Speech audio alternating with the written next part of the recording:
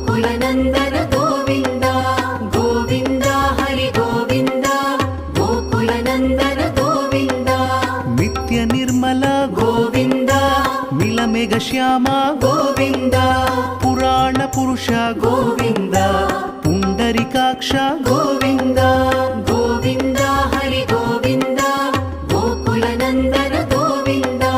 गोविन्द हरि गोविन्द गोकुलनन्दन गोविन्द नन्दनन्दन गोविन्द नवनीत चोर गोविन्द पशुपालक श्री गोविन्द पाप विमोचन गोविन्द